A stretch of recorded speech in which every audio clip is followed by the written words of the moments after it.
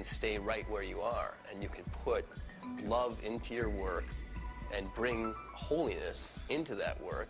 And that really is the message, the Catholic message of both Vatican II and Opus Dei. My favorite teaching of St. Josemaria, the universal call to holiness, that somehow my job is to find holiness and to bring holiness into ordinary circumstances like this one.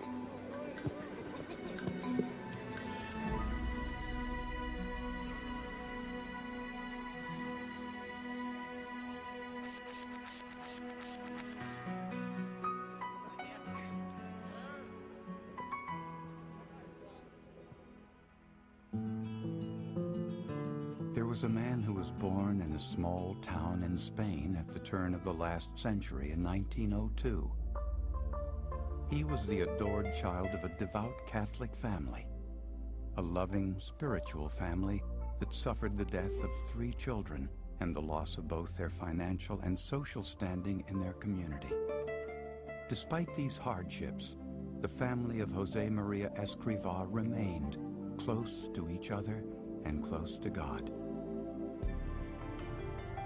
100 years later, on October 6, 2002, that man was canonized by Pope John Paul II. His life and teachings had become an inspiration to hundreds of thousands of people around the world. People who aspire to live the message of Saint Josemaria. People who believe as he did that sanctity, loving and carrying out God's will, is possible for ordinary people.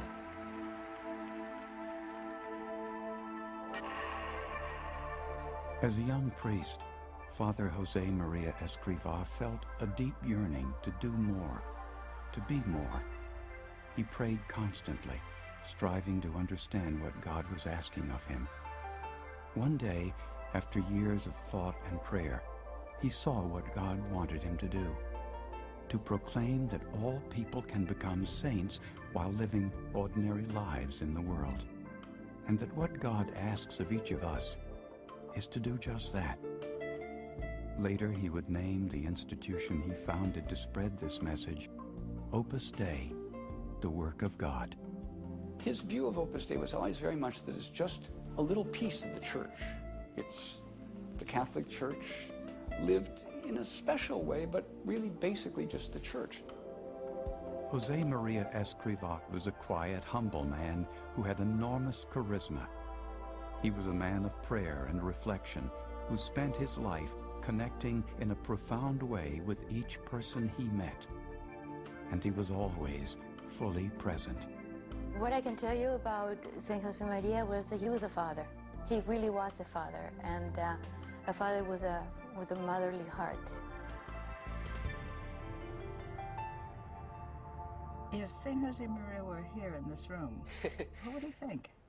I think he would be excited that there are people in the work that live and breathe corporate America and don't want to leave it to pursue a life of holiness. Ampersand selected equals comma 6. Within Christianity, there are those who view the pursuit of wealth as sort of an evil. And so you have to be dirt poor and you have to shun technology.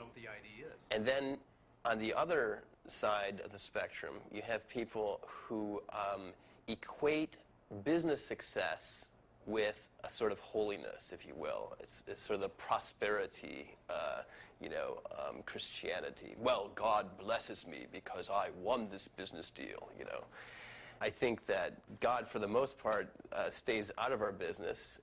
He gives us human talents, and he gives us at times inspiration and insights. But he expects us to work for what we get, and it requires, sacrifice. There's whole books of the Old Testament that lay down in great detail what can be offered to God and what can't. And he says, I want the lamb that's 1 year old, male, without blemish. I don't want the mangy goat. It's nested in this grid. If we're going to say to God, this is the manifestation of my love for you, well, we don't want it to be a mangy goat. We want it to be something as good as we can make it. I got to play well. If I can't offer it up, I try to win. So God's intention, your intention is not. It's just the intention, right?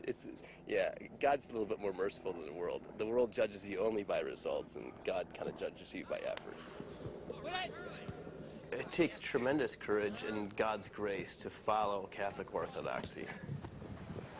The culture of life is one that embraces life at all stages, one that rejoices over the birth of a baby and doesn't roll its eyes over the nth baby because n-1 was the ideal number. A culture of life is one who loves a person who is aging beyond their normal productive human capacity. 5 fabulous kids. I have a hard time keeping up, probably hear that quite a bit, but they are so full of life and they give so much joy back. They're beyond any expectation that we can have.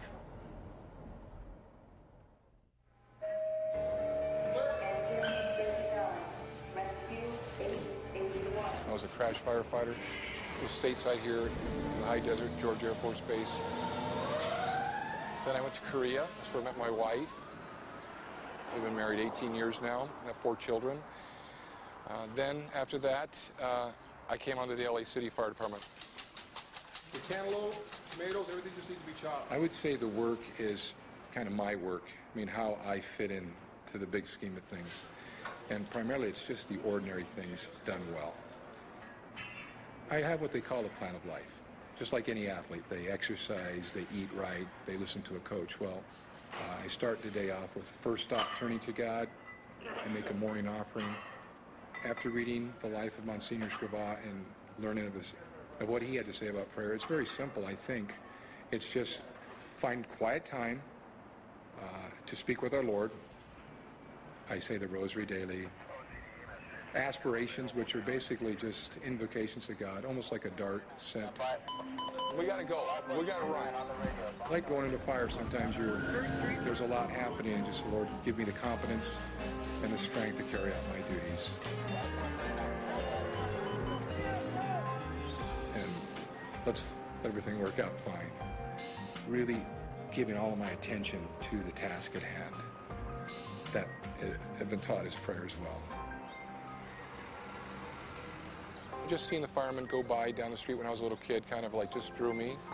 And the camaraderie with the guys here, the friendships that you make with them.